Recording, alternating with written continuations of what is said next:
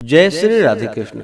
आइए आज आप सब जानेंगे वर्ष 2026 फाल्गुन मास कृष्ण पक्ष में एकादशी का व्रत कब धारण किया जा रहा है। तो जानेंगे व्रत के शुभ मुहूर्त के बारे में, पारण समय के बारे में, पारण कब और किस चीज से किया जाएगा, इस दिन खास करके भगवान को किस वस्तु का भोग लगाए, इस दिन किस प्रकार से भगवान की पूजा करनी चाहिए। तो आइए जानते हैं इन सबों के बारे में। फाल्गुन मास कृष्ण पक्ष में पड़ने वाली एकादशी को इसे विजया एकादशी के नाम से जाना जाता है। आप सभी भक्तों को विजया एकादशी व्रत की ढेर सारी शुभकामनाएं। आप सभी के जीवन में लक्ष्मी नारायण की कृपा से आप सभी को सभी प्रकार के सुख तथा समृद्धि की प्राप्ति हो। जो भी भक्त सच्ची श्रद्धा के साथ, नियम और निष्ठा के साथ विजया एकादशी का व्रत धारण करते हैं, व्रत में नियमों का पालन करते हैं, इस दिन भगवान विष्णु के नारायण स्वरूप की पूजा करते हैं, तो इससे व्यक्ति के सभी प्रकार के पाप और ताप नष्ट हो जाते हैं।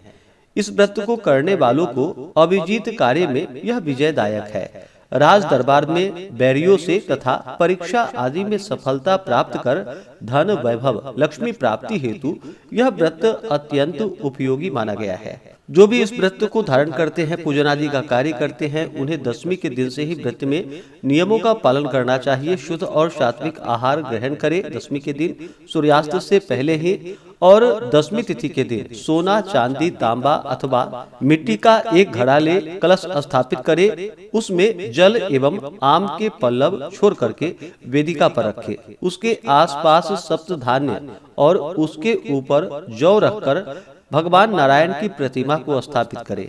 एकादशी के दिन शुद्ध आदि होकर के स्नान आदि करके गंध पुष्प धूप दीप आदि से पूजन करे। अनेक प्रकार के नैवेद्य आदि का भोग लगाए। उस दिन उस कुंभ के पास ही सामने बैठ करके भगवान का ध्यान करते रहे। रात्रि में जागरण करते हुए समय को व्यतीत करे और द्वादशी की सुबह में कलश को नदी या सरोवर के तट पर ले जाकर उसका विधिवत पूजन कर उसे ब्राह्मण को दान कर दे। इस प्रकार करने से सभी प्रकार के मनोरथ की सिद्धि होती है। फाल्गुन मास कृष्ण पक्ष की एकादशी तिथि प्रारंभ समय 12 फरवरी 2026 दिन गुरुवार दोपहर 12:24 और एकादशी तिथि की जो समाप्ति है वह 13 फरवरी 2026 दिन शुक्रवार दोपहर 2:27 पे एकादशी तिथि की समाप्ति है। तो सूर्योदय व्यापनी के अनुसार स्मार्त हो या वैष्णव हो, सबों के लिए जो कि 13 फरवरी 2026 दिन शुक्रवार को एकादशी का व्रत धारण किया जाएगा।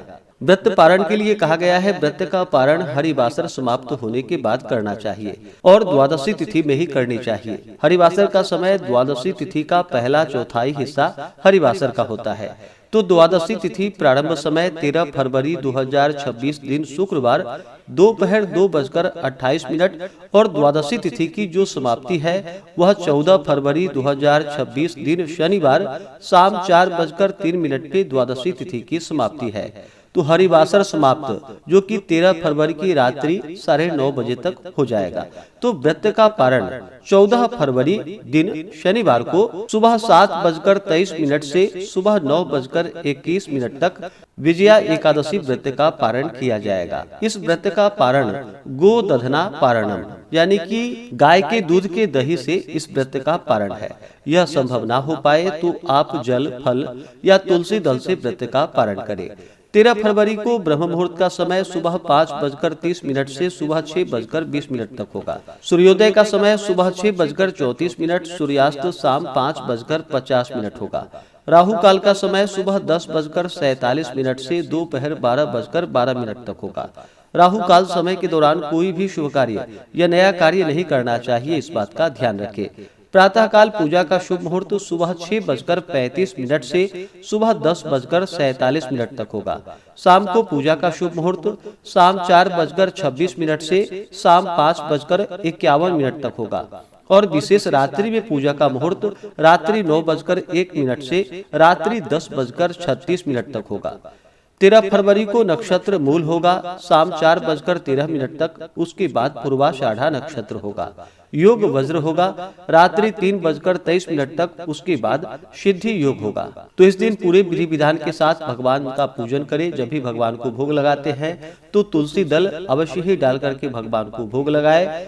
इस दिन खास करके तुलसी दल डाल करके ही भगवान को भोग लगाए। इस दिन खास करके जो कि सिंघारे का भोग भगवान को अवश्य ही लगाए और उसे प्रसाद के रूप में ग्रहण भी करना चाहिए। यह अनंत फलदायी माना गया है। व्रत को पूर्ण निष्ठा भक्ति भाव के साथ धारण करे, भगवान का पूजन नाम जप आदि का कार्य करे तो यह बड़ा ही पुण्य फलदायी होता है।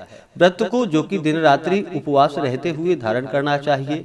जो उपवास नहीं रह पाते हो, जिनका स्वास्थ्य सही ना हो, तो आप एक समय फलाहार ग्रहण करके व्रत को धारण करें। तो आशा करता हूँ कि यह जानकारी आपको अच्छा लगा हो। इसी प्रकार से ज्ञानवर्धक जानकारियाँ प्राप्त करते रहने के लिए, व्रत पूजा के बारे में जानने के लिए, कथा को सुनने के लिए चैनल पे अगर आप पहली बार आए हैं तो चैनल को लाल बटन दबा करके सब्सक्राइब करें, साथ में बेल आइकन घंटी को दबाएं ताकि आने वाली वीडियो का नोटिफिकेशन आपको समय से मिलता रहे।